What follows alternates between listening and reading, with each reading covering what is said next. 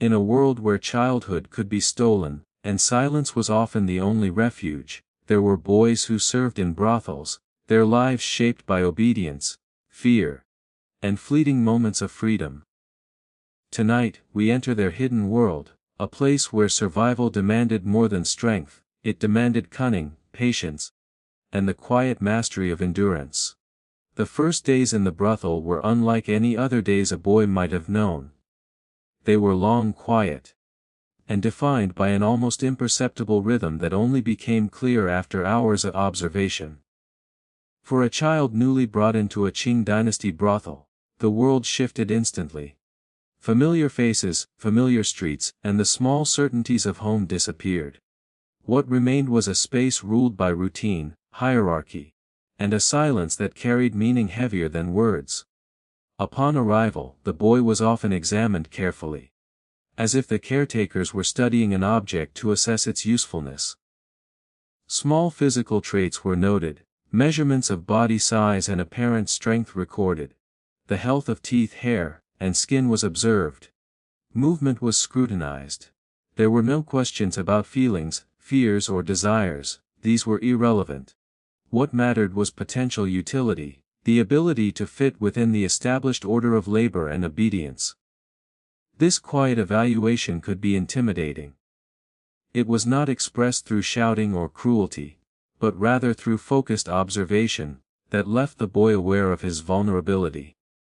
The physical environment itself was disorienting. Hallways seemed longer than expected, rooms were filled with unfamiliar objects and furniture, and sounds bounced in unpredictable ways. The air was often heavy with the smells of cooking, incense, and bodies, layered together into a single, constant presence.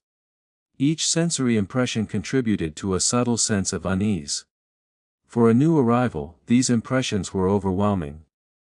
They created a background of distraction and tension, though nothing overtly dangerous was happening. This tension was part of the slow adjustment to life in the brothel, and it was continuous, unrelenting, and unremarkable to those accustomed to it. Rules were not explained clearly. Instructions were often demonstrated rather than spoken. A boy might watch an older child carry a tray, arrange objects, or perform tasks and understand the expectations through observation alone. The repetition of these small actions, over and over, formed the basis of learning. Mistakes were corrected silently, or sometimes with a quiet admonition, a glance, or a hand guiding an action. The emphasis was on learning to move correctly, to act in alignment with others, and to maintain a composure that avoided drawing negative attention. The boy quickly understood that obedience was not just expected. It was the only safe strategy for navigating this new world. Meals followed similar patterns. Food was provided at regular times, often simple and modest, intended to sustain but not delight. The boy learned quickly to accept what was given, neither asking for more nor showing dissatisfaction. Eating itself became a lesson in patience and control. Table manners, posture, and timing were monitored as carefully as labor. Even the act of consuming a meal was embedded within the invisible hierarchy of the brothel. Sleep too was regimented. Boys were assigned spaces that were shared, crowded, and functional rather than private or comforting. The rhythm of waking and resting followed the schedule of labor and oversight. Night was not an escape from observation. Supervisors, older boys, and routines ensured that even in the dim quiet of the evening, presence and awareness were maintained. A boy learned to sleep lightly, aware that movement, sounds, or improper positioning could attract attention. Rest became a skill, something to be performed efficiently and silently, rather than leisurely or restorative in the fullest sense. Early interactions with other boys were cautious. Trust was limited, and social hierarchies were established quickly. Older boys observed newcomers, sometimes offering advice or subtle instruction, sometimes enforcing unspoken rules of behavior. Friendships, when they emerged, were measured and fragile. Any misstep could result in isolation or correction. Social learning was ongoing, subtle, and intertwined with survival. The boy began to understand that relationships were strategic as well as emotional. During these first days, the emotional landscape was complex yet silent. Fear was present, but was quiet, mingling with curiosity, fatigue, and the attempt to understand the new environment. Homesickness arose, often unnoticed, simmering beneath the surface. A boy might recall the smell of home, the sound of family voices, or the comfort of a familiar routine. These memories were both painful and protective, offering a connection to a past that no longer existed, while reminding the child of what had been lost. Yet expressing these feelings was dangerous. Silence became a protective strategy. Internalization of emotion was necessary for survival. Observation played a dual role. The boy was being watched, and he was learning to watch in return. Every glance, gesture, and inflection from those around him held significance. A change in tone might indicate approval or caution. A pause could signal danger or expectation. Learning to interpret these subtle signals became an essential skill. Over time, this careful observation became almost automatic. A mental pattern that allowed the boy to navigate the environment while minimizing risk. The act of watching was itself a form of survival, as crucial as any physical task. Physical labor began almost immediately. Tasks were often repetitive, carrying objects, cleaning spaces, organizing items, or attending to the needs of older boys and supervisors. These duties were not assigned with encouragement or reward, but with expectation and monitoring. Completion was measured by precision and silence. Even minor errors attracted correction, sometimes with quiet, measured admonishment. Physical tasks were a means of conditioning both body and mind, training the boy to respond to external demands automatically, with minimal thought for self-expression or comfort. Routine extended to appearance and comportment. Boys were expected to maintain cleanliness, posture, and composure. Hair and clothing were arranged according to the rules, often communicated through demonstration or example. Attention to detail was constant, subtle and unspoken. Correct appearance became a symbol of obedience, and deviation, even minor, was interpreted as lack of discipline or attention. The boy learned quickly that self-presentation was inseparable from survival and social standing. The first days also included lessons in restraint and patience. Waiting became a skill as important as any labor task. Meals, attention from supervisors, and social interaction all followed schedules that were beyond the boy's control. Learning to endure delay, uncertainty, and silence was essential. Impatience or protest scrutiny, creating additional pressure.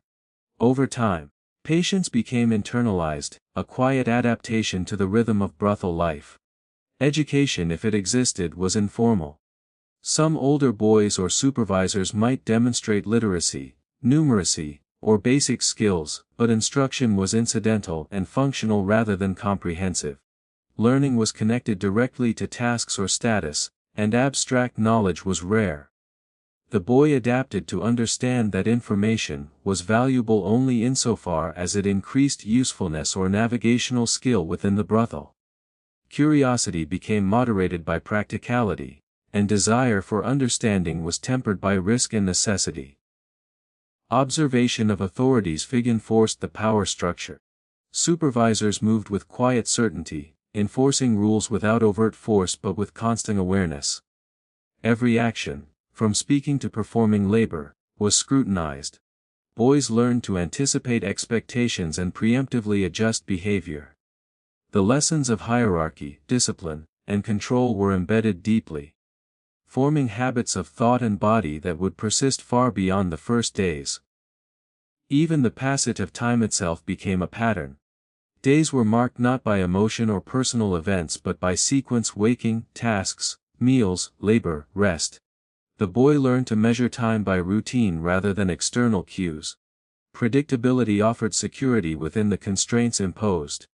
Any deviation from the schedule created unease, highlighting the importance of conformity. Habit, repetition, and observation became the boy's anchors in a world otherwise unfamiliar and intimidating. By the end of these initial days, the boy had begun a transformation that was gradual, subtle, and enduring. He had internalized lessons about obedience, observation, patience, and restraint. He had adapted to the sensory environment, learned the expectations of labor and appearance, and developed the beginnings of social navigation. Emotional life had become carefully managed, with expression limited and internalization necessary. Even small acts of compliance or skill became meaningful markers of survival and acceptance. The first days established the foundation upon which all subsequent experiences would build. They were not dramatic, violent, or chaotic. They were, instead, long, quiet, and meticulously structured, forming the subtle scaffolding of a life defined by routine and endurance. Every action, glance, and thought was shaped by observation and expectation. Through this slow, measured process, the boy began to learn the most important lesson of all in this new world. Survival required adaptation, silence, and careful attention to the invisible rules that governed every aspect of existence. The second chapter of life in the brothel began not with sudden change, but with subtle adjustments. After the first days, the boy had begun to understand the environment in its basic patterns: the timing of meals, the flow of labor, the movements of supervisors, and the unspoken expectations of older boys. Yet these understandings were only surface level. The deeper rules, the invisible structures that governed behavior, were still to be learned. Every action carried weight. The boy began to recognize that the smallest gestures were meaningful. A pause too long while carrying water, a misaligned posture while cleaning, or a slight misstep in addressing a senior could draw attention, correction, or disapproval. Conversely, small acts of attentiveness, aligning trays perfectly, moving silently through corridors, anticipating needs without being asked, earned quiet acknowledgement. The recognition was rarely vocal. It was in the nod of an older boy, the slight relaxation of a supervisor's stance, or the absence of reprimand. Learning to read these subtleties became the boy's first significant skill. Rules in the brothel were pervasive yet rarely articulated. They existed in the rhythm of daily life and in the patterns of observation and correction. The boy noticed that everything followed a precise order. Tasks were performed in sequence, and deviation was discouraged. There was a logic to the structure that only became apparent over time. He began to anticipate the next action, the next requirement, and the subtle expectations that framed each day. The process of internalizing these rules was gradual and silent, a form of learning that combined observation, imitation, and careful attention. Work became more complex. The boy was introduced to multiple tasks that required coordination, timing, and endurance. He learned to carry trays without spilling, to clean floors without leaving traces, to handle objects with precision. Each task, though mundane in appearance, carried a silent weight of expectation. The precision with which a boy performed these tasks was a measure not of skill alone but of attention, patience, and internalized obedience. Mistakes were opportunities to learn, but they were also reminders that attention and care were inseparable from survival. Social hierarchies were further revealed. The boy observed interactions among older boys and supervisors, noting who held influence, who was tolerated, and who was disciplined. These observations informed his own behavior. He learned the subtle ways to navigate peer interaction, how to offer help without appearing intrusive, how to observe without being noticed, and how to assert presence without attracting negative attention. Social intelligence became as critical as physical skill, a quiet tool for endurance and safety. The emotional landscape of the boy's days grew more nuanced. He was aware of fear, but it was now balanced by observation, calculation, and memory of prior successes. Small victories, completing a chore correctly, avoiding correction, or successfully anticipating a supervisor's expectation, brought subtle relief. Emotions were managed carefully. Joy, curiosity, or longing were restricted to private moments. Fleeting mental spaces where the boy could retain fragments of self, that were not entirely defined by obedience or utility. Observation extended to understanding the broader rhythms of the brothel. The boy began to notice patterns in the routines of others. The quiet moments when supervisors were least attentive, the intervals when tasks were less monitored, the ways older boys moved to protect or guide younger ones. Recognizing these patterns allowed the boy to plan movement and behavior with greater precision, further enhancing safety and efficiency. He began to see the hidden structure within the visible routines. Understanding that the brothel operated as a network of interdependent patterns, each reinforcing discipline and hierarchy. Adaptation continued in the physical realm. The boy's body became attuned to the demands of labor and the subtle cues of environment. Movements grew precise, responses became automatic, and endurance improved. Even minor fatigue was managed with awareness, allowing the boy to complete tasks without noticeable decline in performance. Physical adaptation was intertwined with psychological adaptation, as the boy's awareness of patterns and expectations informed how he moved, rested, and prepared for the next cycle of labor. Meals, sleep, and rest continued to teach subtle lessons. Eating remained functional, but the boy learned to anticipate portion sizes, manage hunger, and adapt to the social rhythm of dining. Sleep, regimented and often limited, taught him to rest efficiently while remaining alert to surrounding movements. Even in these private, bodily moments, he was learning to navigate a world of constant observation, where attention to detail and anticipation of need were essential survival skills. Interaction with peers became more strategic. The boy began to test the boundaries of trust cautiously, offering assistance, exchanging small gestures of support, and observing reactions allowed him to map social relationships. The lessons of cooperation, mutual observation, and quiet assistance were subtle yet crucial. Friendships, when carefully managed, became additional tools for endurance and emotional support. These connections were fragile, contingent, and carefully maintained to avoid attracting scrutiny or jeopardizing standing within the hierarchy. By the end of these second days, the boy had begun to internalize the quiet order of the brothel. Rules, hierarchy, and expectation were no longer external impositions alone. They were becoming a framework embedded within thought and behavior. Obedience was not only compliance, it was anticipation, calculation, and silent adaptation. The boy understood that survival depended on mastering not only the physical requirements of labor, but the invisible patterns of social interaction and expectation. Reflection, though limited, began to emerge. In brief, private moments, while resting, performing tasks alone, or observing quietly, the boy considered the life he had left behind, the family or village that had sent him here, and the uncertainty of the future. These thoughts were fragmented, often accompanied by fleeting longing or confusion, yet they were contained within a mental space that allowed continued functioning. Internal life became a parallel world, one that preserved identity and memory while external life demanded conformity and discipline. The second chapter, in its slow unfolding, reveals the emergence of a dual consciousness. The boy was learning to function outwardly with precision, caution, and obedience, while internally navigating reflection, memory, and emotion. These dual processes, the management of external expectation and internal life, became foundational to all subsequent days in the brothel. They represented the beginning of psychological adaptation, the first steps toward resilience, and the formation of habits that would endure long after childhood ended. As the boy settled into these routines, the quiet order of the brothel became both oppressive and sustaining.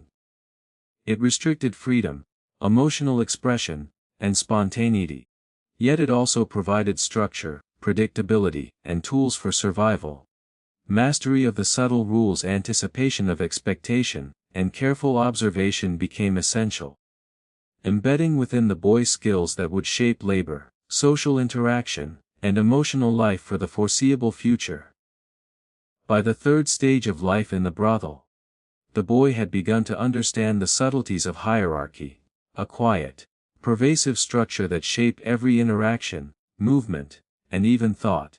The brothel was not merely a place of labor, it was a world governed by age, experience and authority, where social order dictated survival. And every boy quickly learned his place. Hierarchy in the brothel was multi-layered and subtly enforced. Supervisors held formal authority, ensuring that rules were followed and tasks completed efficiently.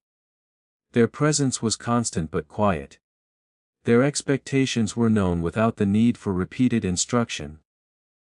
Missteps were corrected silently or through small gestures that indicated disapproval.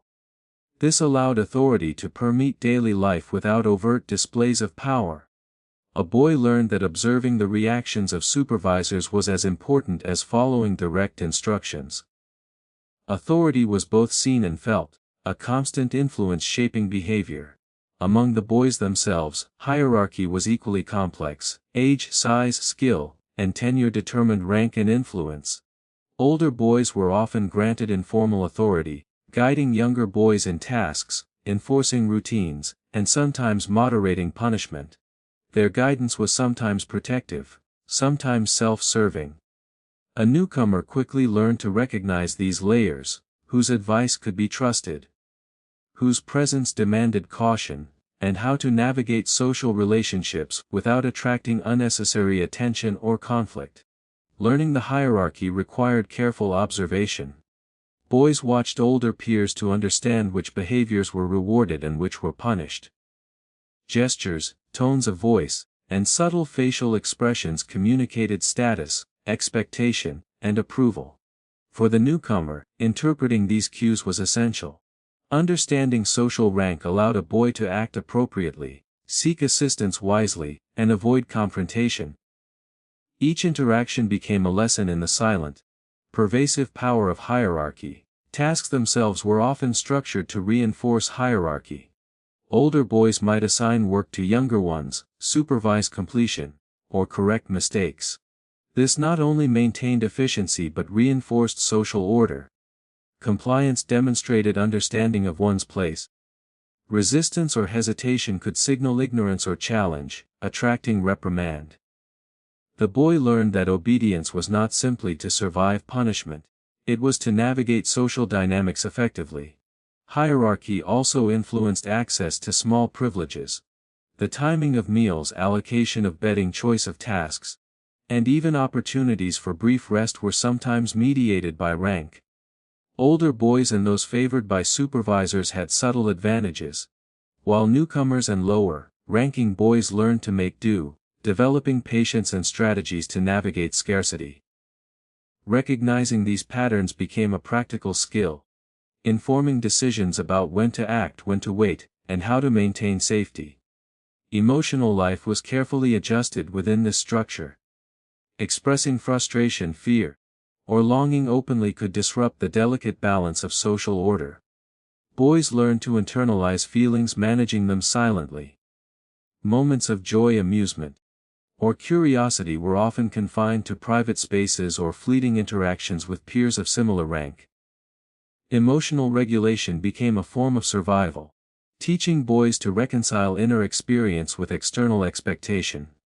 Observation extended to subtle alliances and unspoken agreements.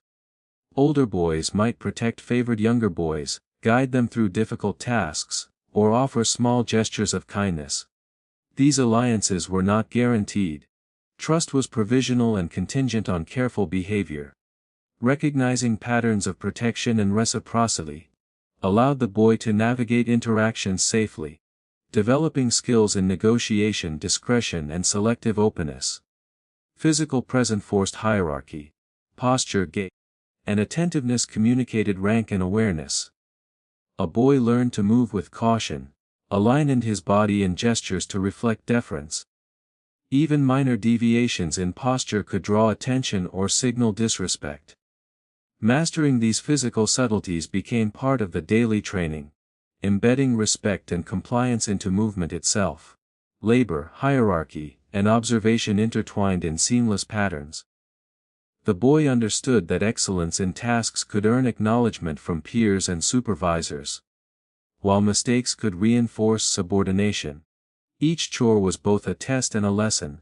Mastering routines demonstrated skill, reliability, and comprehension of social order. Repetition built both competence and awareness, creating a rhythm that structured life and reinforced simultaneously.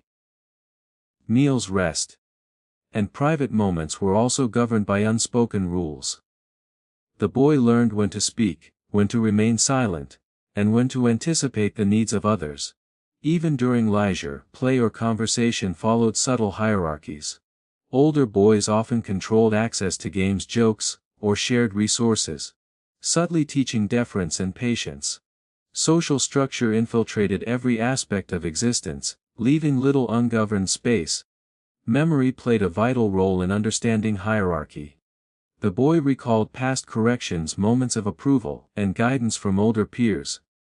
These memories became tools, allowing anticipation of expectations and preemptive adjustment of behavior. Experience accumulated quietly, forming an internal map of social dynamics that guided actions without conscious effort. Over time, this internalization became instinctive, reinforcing the pervasive influence of hierarchy. The emotional texture of hierarchy was subtle but persistent. Respect, fear, loyalty, and caution interwove in every interaction. Boys learned to read signals, moderate responses, and maintain composure. Even fleeting gestures or expressions held significance. The boy became adept at balancing attention and restraint, developing the nuanced awareness required to navigate complex social terrain safely. Hierarchy also shaped perception of time and routine. The boy learned to observe cycles of attention, work, and supervision. Understanding when to act, when to wait, and when to remain unobtrusive became essential. Patterns of hierarchy, once internalized, informed not only social interaction, but practical strategies for completing labor efficiently, and avoiding mistakes. The rhythm of the day was inseparable from the rhythm of authority. By the end of these formative days, the boy had begun to internalize the principles of hierarchy. Authority, obedience, and rank were no longer external impositions alone, they were embedded within thought, movement, and interaction. Compliance became habitual, instinctive, and deeply intertwined with perception of self and others. The boy's identity started to integrate these lessons, balancing private thought, emotional experience, and outward behavior in a continuous negotiation with the world around him. Hierarchy, as revealed in this chapter, was not oppressive solely through punishment. It operated quietly, subtly, and persistently. Authority was both seen and felt, guiding behavior through observation, expectation, and anticipation. Mastery of hierarchy was essential for survival, shaping not only compliance but judgment, attention, and emotional resilience.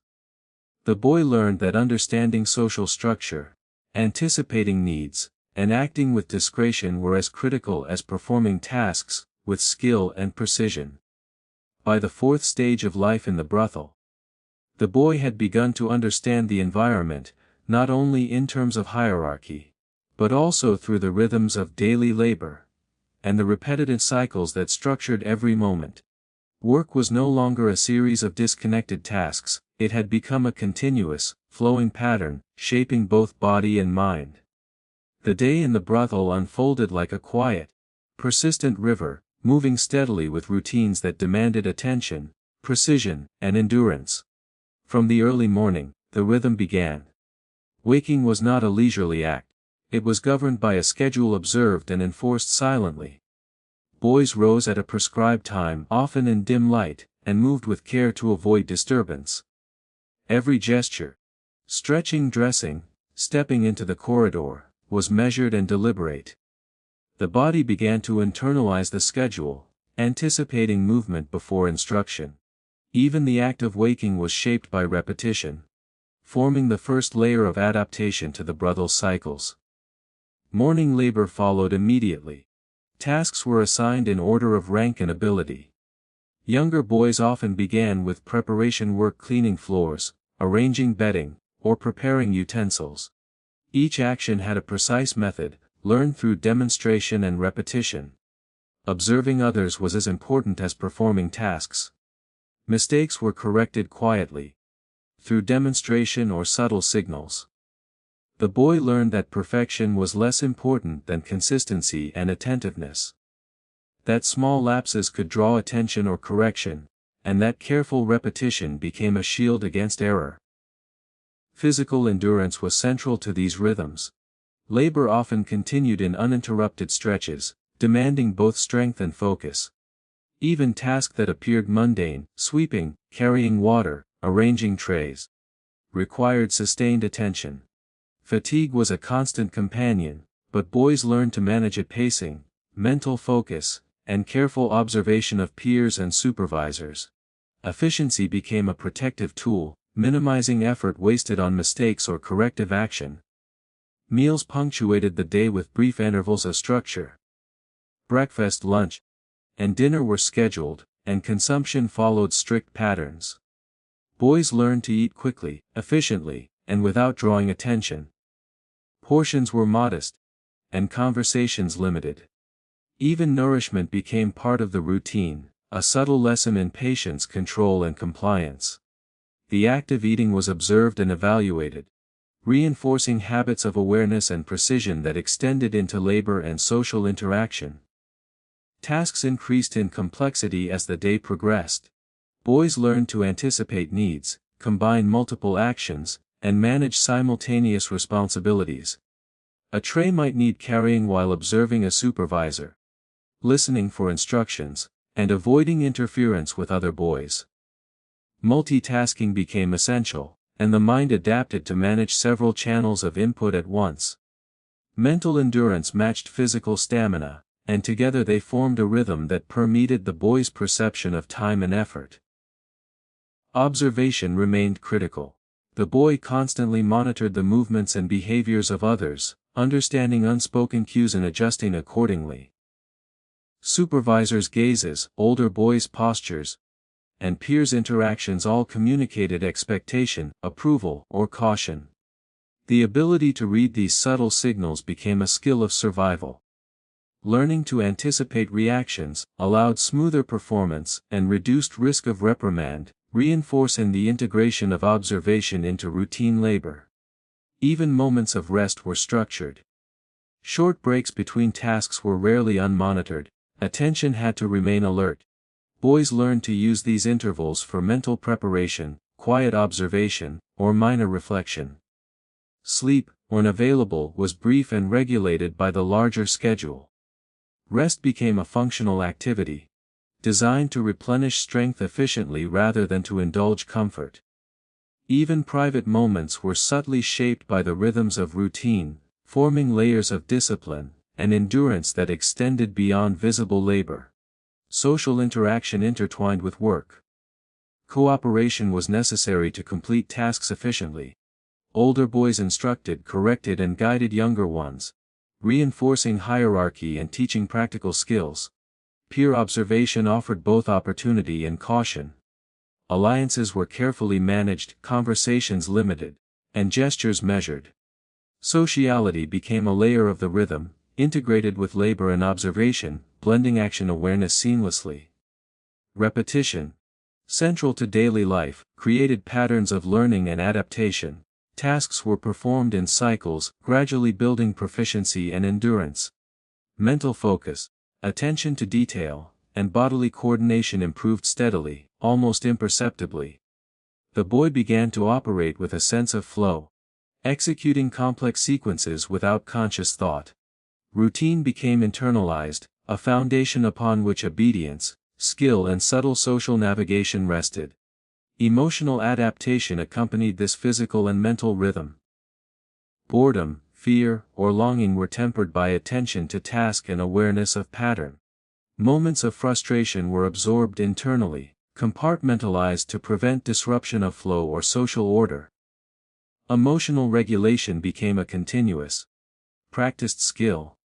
The body and mind moved in concert with the routine, creating a quiet harmony that maintained function, even under sustained pressure. Memory played a role in reinforcing rhythm. Past experiences guided present action, allowing anticipation of events, replication of successful strategies, and avoidance of previous errors. Mistakes were remembered subtly, informing future performance without overt punishment. Memory of routine and structure became a stabilizing factor, offering continuity and predictability in an otherwise constrained environment. The day's rhythm extended into the evening. Tasks shifted toward preparation for rest, cleaning of spaces, and organizing of tools. Boys adjusted posture, pace, and attention, winding down from the intensity of labor while maintaining vigilance. Even in these concluding hours, the rhythm of expectation, observation, and careful performance persisted. Sleep, brief and regulated, marked the end of the day but also set the stage for the next cycle. By the end of this stage, the boy had fully absorbed the importance of rhythm in the brothel. Labor, observation, social interaction, meals, and rest had fused into a continuous flow of measured action. Routine was no longer externally imposed alone, it had been internalized. The body and mind moved with an awareness of pattern, timing and consequence, forming a quiet, enduring adaptation to the structured world around him. The formation of routine created both constraint and security. Freedom of choice was limited, emotional expression was moderated, and every action was observed. Yet predictability and rhythm provided a framework for survival. The boy learned to navigate this balance, developing endurance, skill, and subtle self-regulation. Routine became both a shield and a guide, shaping identity, capacity for observation, and ability to maintain composure under continuous demand. From early morning onward, the expectations were clear, though rarely articulated in words. Tasks were to be performed with precision, attention, and timeliness. Supervisors, older boys, and even peers silently monitored every movement. Mistakes were noted immediately, but corrections were often delivered subtly, a slight frown, a prolonged glance, a gesture that indicated disapproval. The boy quickly learned that these cues were as meaningful as words. Anticipating correction and adjusting behavior before it became necessary was a critical survival skill. Punishment, when it occurred, was often measured and predictable. It could be physical, such as a light strike or enforced repetition of a task, but more frequently it was social and psychological, designed to reinforce hierarchy and compliance. Isolation, withdrawal of small privileges, or visible disapproval were powerful tools. Even minor errors could result in corrective attention, reminding the boy that every action mattered and obedience was not optional. Discipline was therefore internalized, as boys learned to self-regulate in anticipation of authority, rather than in reaction to it. Compliance became a deeply ingrained habit. The boy learned to execute tasks without hesitation, to observe carefully, and to adjust subtly to the expectations of supervisors and older boys. Silence and attentiveness became protective tools, allowing the boy to navigate labor, social interaction, and hierarchy simultaneously. Over time, obedience was no longer a conscious effort, it became a natural extension of awareness and memory. Observation played a crucial role in understanding discipline. Boys learned by watching others, both those who succeeded and those who faltered. Small mistakes and their consequences were instructive, providing examples of the boundaries of acceptable behavior. This silent learning emphasized the importance of attention to detail, anticipation, and careful adaptation. Mistakes became less about immediate failure and more about understanding the patterns of authority and correction. The psychological dimension of discipline was significant. The boy learned to regulate emotion, suppressing frustration, fear, or longing to maintain composure. Emotional expression was a controlled act, permitted only in specific circumstances, and often moderated by context and social rank. Internalization of feelings allowed the boy to navigate the brothel with minimal risk, while preserving a quiet mental space for reflection and imagination. Physical labor intertwined with discipline. Tasks were often repeated until mastery was demonstrated, reinforcing both skill and compliance.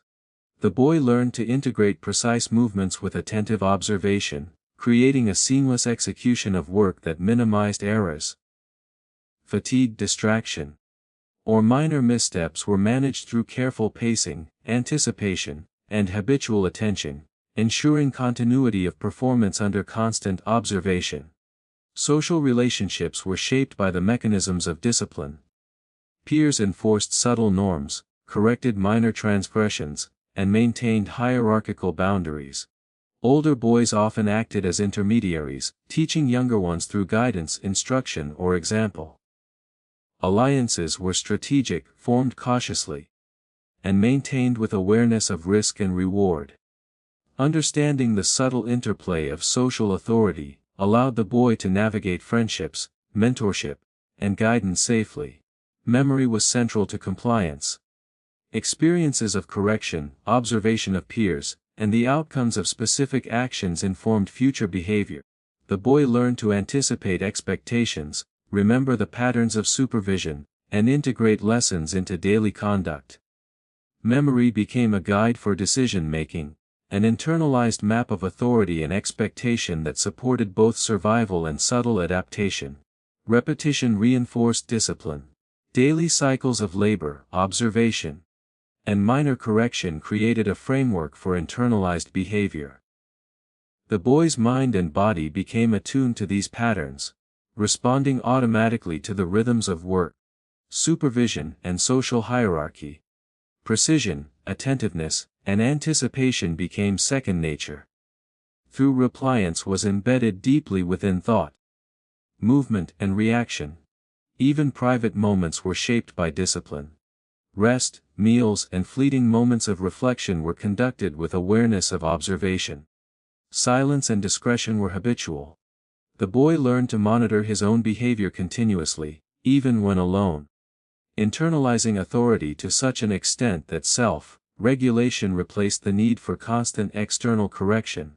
Discipline became both external expectation and internal practice.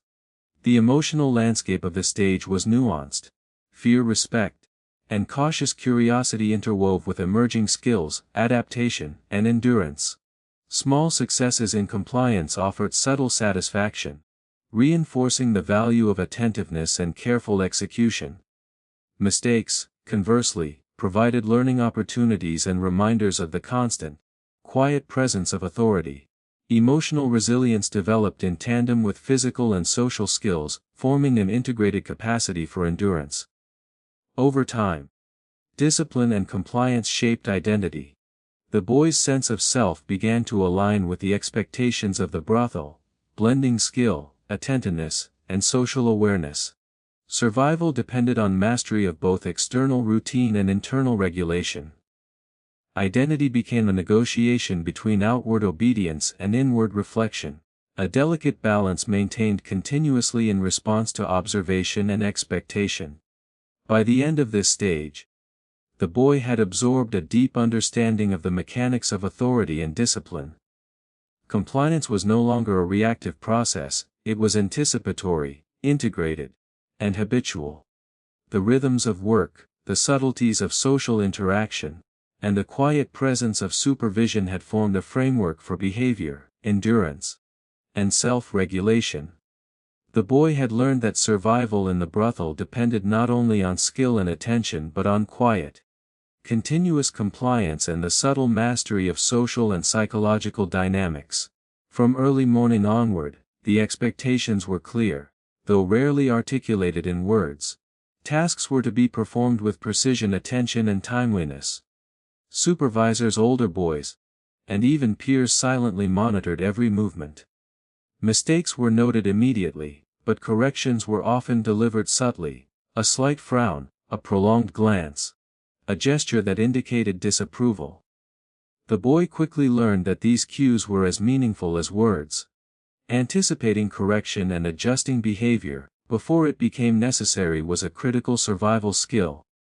Punishment, when it occurred, was often measured and predictable.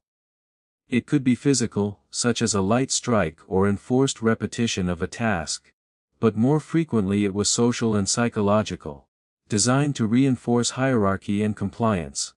Isolation, withdrawal of small privileges, or visible disapproval were powerful tools. Even minor errors could result in corrective attention, reminding the boy that every action mattered, and that obedience was not optional.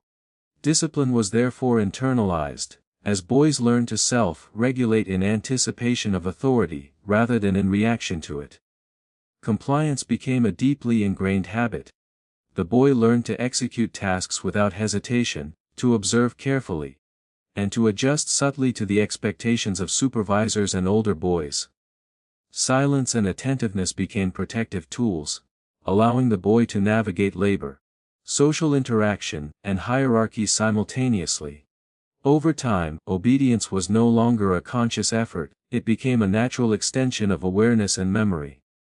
Observation played a crucial role in understanding discipline. Boys learned by watching others, both those who succeeded and those who faltered. Small mistakes and their consequences were instructive, providing examples of the boundaries of acceptable behavior. This silent learning emphasized the importance of attention to detail, anticipation, and careful adaptation. Mistakes became less about immediate failure and more about understanding the patterns of authority and correction. The psychological dimension of discipline was significant. The boy learned to regulate emotion, suppressing frustration, fear, or longing to maintain composure. Emotional expression was a controlled act, permitted only in specific circumstances, and often moderated by context and social rank.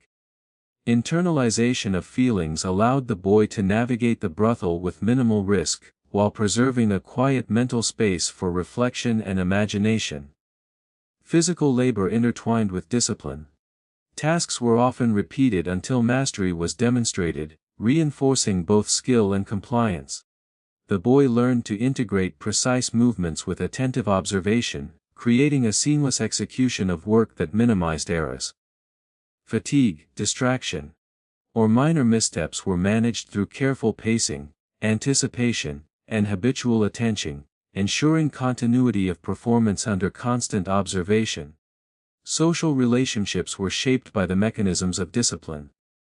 Peers enforced subtle norms, corrected minor transgressions, and maintained hierarchical boundaries. Older boys often acted as intermediaries, teaching younger ones through guidance, instruction, or example. Alliances were strategic, formed cautiously, and maintained with awareness of risk and reward. Understanding the subtle interplay of social authority allowed the boy to navigate friendships, mentorship, and guidance safely. Memory was central to compliance. Experiences of correction, observation of peers, and the outcomes of specific actions informed future behavior. The boy learned to anticipate expectations, remember the patterns of supervision, and integrate lessons into daily conduct. Memory became a guide for decision-making, an internalized map of authority and expectation that supported both survival and subtle adaptation. Repetition reinforced discipline.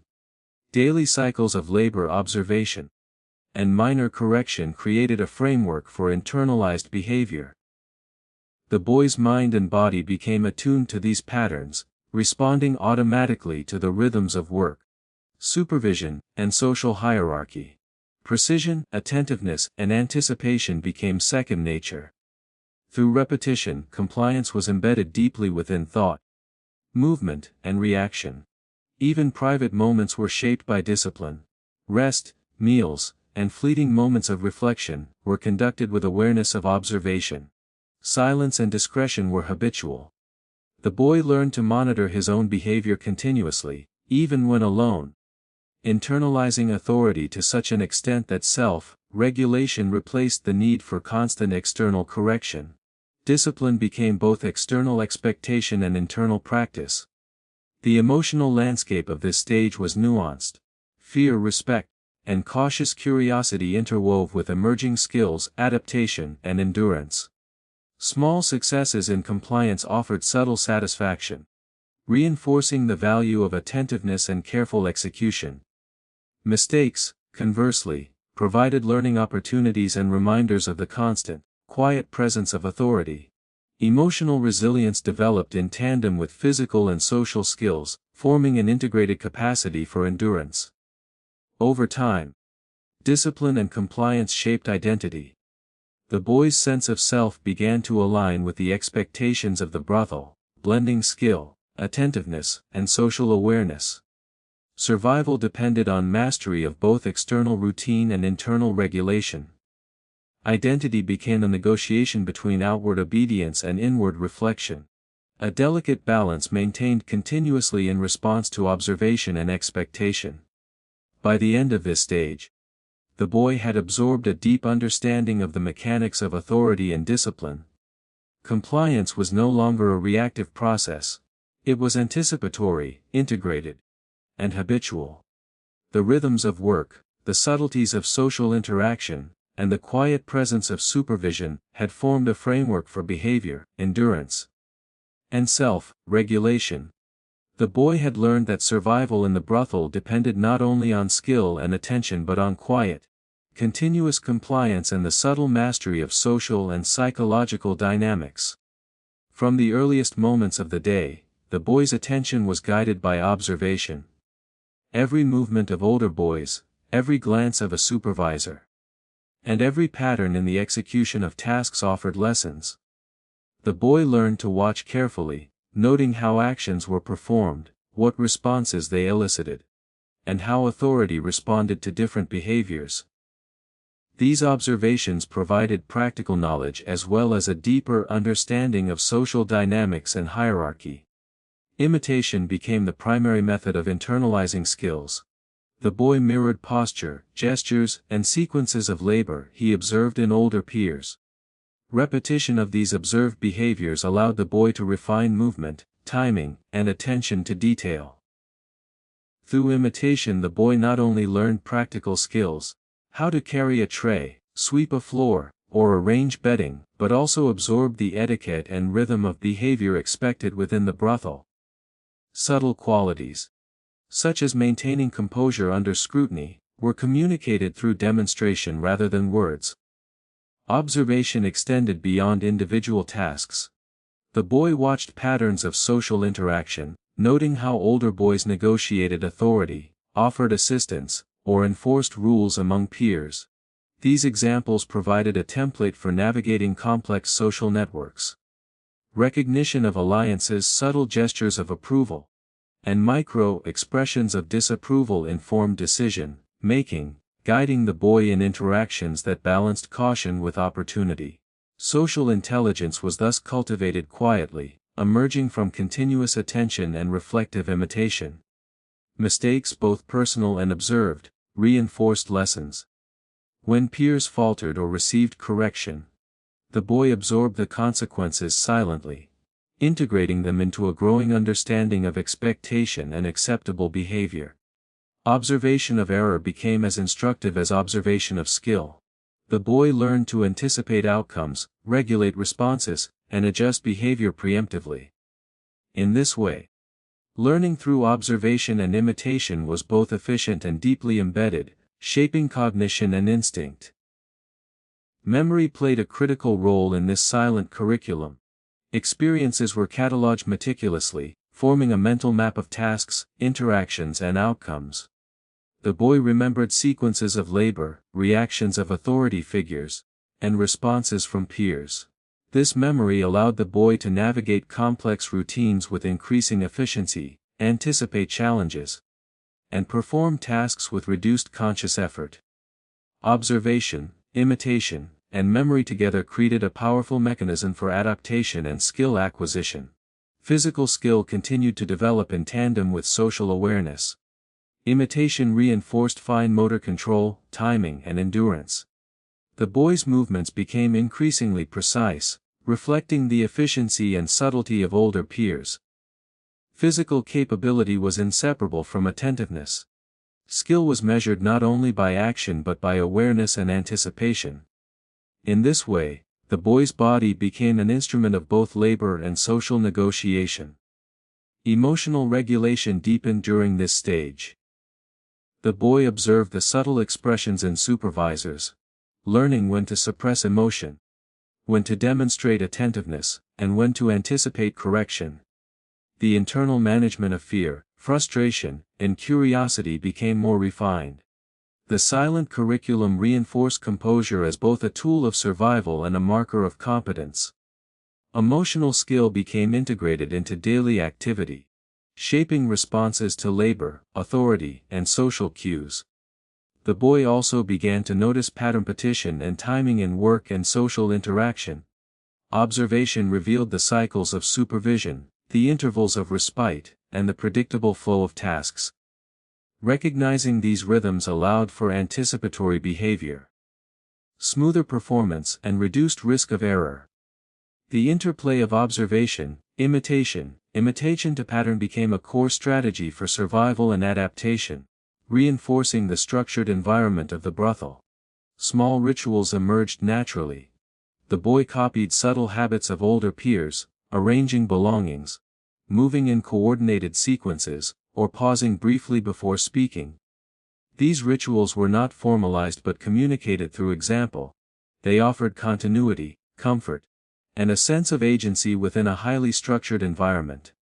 Through imitation, the boy internalized not only practical skills but also behavioral norms that regulated movement, posture, and social engagement. Over time, observation and imitation extended into problem solving. The boy learned to anticipate complications in tasks, adjust responses in real time, and integrate multiple behaviors seamlessly. Learning became proactive, guided by attention, memory, and reflection. The silent curriculum cultivated both autonomy and compliance, allowing the boy to act with skill, while remaining attuned to hierarchy and expectation. By the end of this stage, the boy had become increasingly adept at navigating the subtle world of the brothel. Observation, imitation, and memory were integrated into a continuous feedback loop, guiding both action and thought. Compliance was reinforced, skill was enhanced, and social awareness was sharpened. The boy had learned to absorb lessons silently, translating observation into expertise and anticipation into survival. The boy's days had become a continuous cycle of waking, labor, observation, meals, and rest. Each repetition reinforced the capacity to endure. Physical tasks, often seemingly monotonous, required sustained attention and precision. Carrying water, arranging objects, cleaning floors, and preparing meals all demanded stamina. Mistakes were observed, corrected, and remembered. The body gradually adapted, building strength not through formal training but through routine, repetition, and measured effort. Endurance became instinctive, a natural response to the continuous demands of life. Psychological endurance was equally critical. The boy had learned to manage fear, frustration, boredom, and longing. Emotional expression was carefully regulated, internalized, and controlled. Moments of discomfort, whether due to correction, isolation, or fatigue, were absorbed silently. The boy learned to anticipate stressors, preparing mentally to face them calmly. This quiet resilience allowed him to navigate challenges with minimal disruption to labor, social interaction, or compliance. Psychological endurance became a core survival skill. Observation reinforced endurance. The boy watched older peers and supervisors, noting how they maintained composure during long hours, repeated tasks, or moments of scrutiny. From these observations, the boy learned strategies for pacing, subtle adjustment, and quiet resilience. Every gesture of patience, every measured response, provided a model to imitate.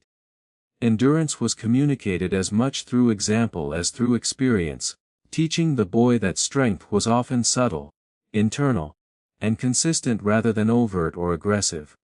The boy also began to understand that endurance extended into social navigation. Relationships with peers, mentors, and authority figures required careful attention to timing, response, and emotional regulation. Negotiating these interactions demanded subtle strength, the ability to remain calm, observe reactions, and respond appropriately. Emotional resilience and social intelligence were intertwined, reinforcing the boy's capacity to endure both labor and interpersonal complexity. Memory played a key role in endurance. Past experiences of correction, observation of others, and personal successes were cataloged and referenced in the mind. These memories allowed anticipation, preparation, and careful adjustment to new challenges. The boy learned that endurance was cumulative. Each day, each task, and each interaction built a reservoir of knowledge, patience, and subtle strength that could be drawn upon in future moments of stress or challenge. Routine reinforced the lessons of endurance. The predictability of daily cycles, tasks, meals, observation, and rest provided structure, even in a constrained environment. By internalizing these rhythms, the boy learned to manage effort efficiently, conserve energy, and maintain mental focus over long periods. Endurance became not merely reactive but proactive, cultivated through anticipation, repetition, and careful attention to both external and internal demands. Even small victories contributed to endurance. Successfully completing a challenging task, avoiding correction, or navigating a difficult social interaction provided subtle reinforcement. These moments built confidence, reinforced skill, and strengthened the ability to persevere. The boy began to recognize that endurance was not a passive trait, but an active, continuous practice, nurtured through observation, effort, and reflection. Emotional regulation and endurance were intertwined. The boy learned to manage disappointment, frustration, and longing without disrupting labor or social harmony. Internal strategies, quiet reflection, compartmentalization of feelings, and anticipation of outcomes, allowed the boy to maintain composure. Over time, emotional endurance became as ingrained as physical skill, forming a comprehensive resilience that encompassed body, mind, and social awareness. The subtlety of strength in the brothel environment was important. Endurance was not demonstrated through overt resistance or defiance, it was quiet, consistent, and internalized. Strength was shown in the ability to perform tasks flawlessly under observation, maintain composure during correction, and navigate social dynamics with minimal error. The boy learned that quiet strength often assured survival more effectively than visible assertiveness. By the end of this stage, the boy had absorbed profound lessons about endurance. Life in the brothel demanded continuous, subtle strength, cultivated through observation, imitation, repetition, and internalized regulation of both body and mind. Physical stamina, mental focus, emotional resilience, and social intelligence were intertwined, forming a durable foundation for survival. Endurance was no longer simply a response to external demands, it was internalized, habitual, and deeply embedded in both thought and action. Reflection began with memory. The boy reviewed sequences of labor, social interactions, corrections, and successes, revisiting moments both small and significant. Each memory was carefully examined: what had been learned, what had been adapted, and what strategies had proven most effective. Memory was no longer passive, it became an active tool for understanding patterns, recognizing personal growth, and preparing for the uncertain future. The boy's mind had become a meticulous archive, cataloging lessons of survival, adaptation, and social navigation. Observation, which had been a constant companion, now merged with reflection. The boy considered not only past behaviors of peers and supervisors, but also the subtle dynamics of the brothel itself, the ebb and flow of authority, the patterns of labor, and the unspoken codes that governed life. This awareness allowed him to see the environment as a complex system, one that could be navigated with intelligence and discretion. Observation had evolved from mere survival tool to a sophisticated instrument for understanding context and consequence.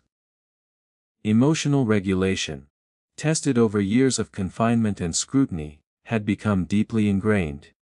The boy could experience emotion, fully yet modulate expression appropriately. He had learned to hold fear, longing, and desire quietly, transforming them into focus, resilience, and strategic thinking. Emotional endurance was now intertwined with every aspect of behavior, shaping both action and reaction. The boy's inner life had become a domain of stability, capable of withstanding the pressures and unpredictability of the environment. The lessons of subtle influence and authority had matured. The boy understood how competence, observation, and strategic behavior could create quiet power, even within strict hierarchies. He could navigate interactions with peers and supervisors skillfully, anticipate reactions, and leverage knowledge without confrontation. Influence was no longer reactive but deliberate, cultivated through skill, discretion, and consistent demonstration of capability. Mastery of subtle authority had become an essential tool for both survival and agency. Adaptation had reached its fullest expression. The boy had learned to adjust continuously, integrating new lessons with past experiences. Challenges, disruptions, and unexpected demands were met with foresight, calm, and strategic action. Labor, social interaction, and personal management were all approached with an understanding of rhythm, timing, and consequence. Adaptation was no longer occasional. It was continuous, instinctive, and deeply internalized. Isolation and reflection had strengthened the boy's capacity for introspection. In solitude he had rehearsed tasks, anticipated challenges, and cultivated imagination and foresight. These private moments had become sources of strength, insight, and subtle agency. The boy had discovered that even in a controlled environment, inner space could provide freedom, resilience, and clarity. Reflection had become a tool for mastery, allowing him to integrate all prior lessons into a coherent understanding of both environment and self. Physical skill and endurance were fully integrated with mental and social competence. The boy could perform tasks efficiently, maintain composure under observation, and anticipate potential hazards. Body, mind, and emotion were aligned, forming a seamless system of action and perception. Physical mastery was not merely practical but symbolic of his growth, a visible manifestation of years of careful attention, practice, and adaptation. The boy also understood the subtle lessons of survival as a form of legacy. Though constrained by environment and circumstance, he had cultivated intelligence, discretion, resilience, and foresight. These qualities, though quiet and often invisible, were durable and profound. They constituted a personal inheritance, a set of skills and strategies that could carry him through future challenges beyond the brothel. The boy had learned that survival itself could leave a quiet, enduring imprint on identity and character.